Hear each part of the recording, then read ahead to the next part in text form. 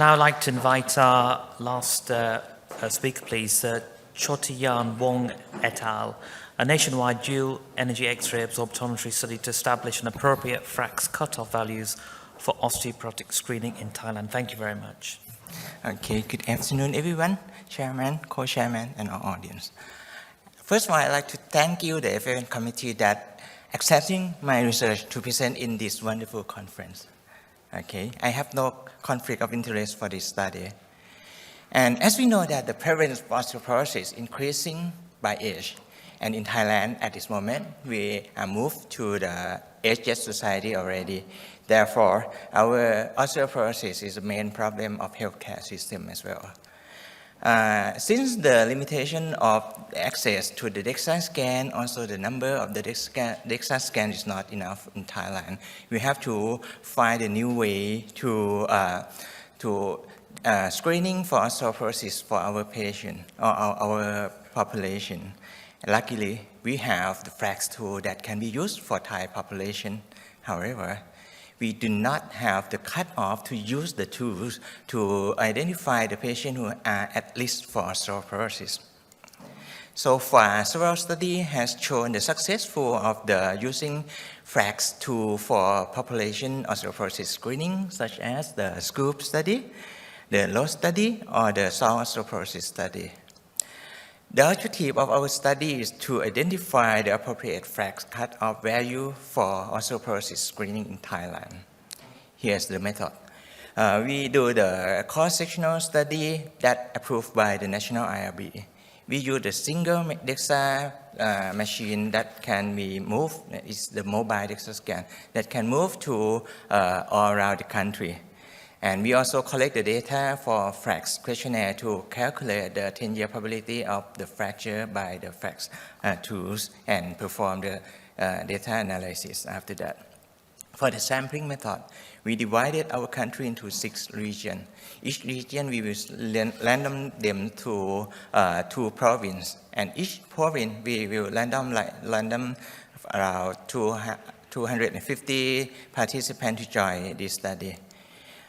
Our inclusion criteria were the healthy Thai elderly who aged more than 60 years old, can communicate in Thai, and live in that study area for at least 6 months. But we exclude the participants who cannot ambulate independently because they have to move to the DEXA scan by themselves. And also, we exclude the patient who just recently has the administration of radio-opaque material or have the implant in the study area.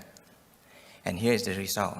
For almost 3,000 participants, we found that around 29.7% of our study participants can be diagnosed as osteoporosis. And some parameters in the FRAX tool that are not statistically significant difference between osteoporosis patient and non-osteoporosis patient that are parental history of hip fracture, glucocorticoid use, rheumatoid arthritis, and the secondary osteoporosis.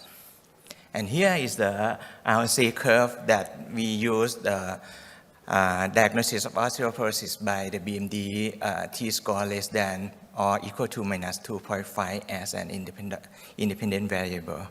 And we can see that the FRAX 10 years probability of hip fracture, the AUC of the study is 0.75%, while the major osteoporotic fracture, the AUC is 0.72. Here's the discussion. We have quite high percentage of osteoporosis in our population. And here, the policy of osteoporosis management needs to be changed urgently. And FRAX can be used as an osteoporosis screening tool. It's possible to be used. And since we want to use it as a screening tool, we set up the sensitivity of the diagnosis of osteoporosis to like 80%. And when we use that number, 10-year probability of hip fracture more than 1.5%, and 10-year probability of major osteoporotic fracture more than 4.5%. We give the sensitivity and negative predictive value for diagnosis of osteoporosis in our population at least 90%. So in conclusion, FRAX can be used for population osteoporosis screening. And for Thai people, we can use 1.5% for 10-year probability of hip fracture or 4.5% for 10 years major aortic fracture for the screening of osteoporosis. Thank you very much for your attention. So thank you very much. Really clear summary, so thank you. Again, we've got time for 1 or 2 questions from the audience. We have. Yes, Felix, thank you. If you keep it short, Felix, please, thank you. Why do you have the disparity between what was calculated and most of the studies? I mean, yours is 1.5 for me. Which one? 1.5 1.5 and 4.5, then the 1.5 for hip fracture and 4.5 for the, For major osteoporotic fracture.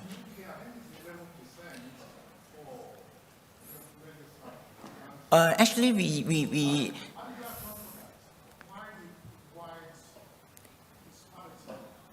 why is not? Yeah, no, I think looking at the data, one was for hip fracture, that was 1.5%, and the 4.5% was for any major osteoporotic fracture. So that's why there's a difference. Yeah, what I'm saying is that in the UK, I think what decided is not decided was that Oh, they use a lot higher. They 15%. how should you account for the fact that you got Well, because in our study we aim to use it as a screening tool, not for the diagnostic tool. So we set up the sensitivity for the tools quite high because after the screening we can use the DEXA scan to confirm diagnosis instead of using this tool for just like to manage the patient. Yeah. So thank you very much.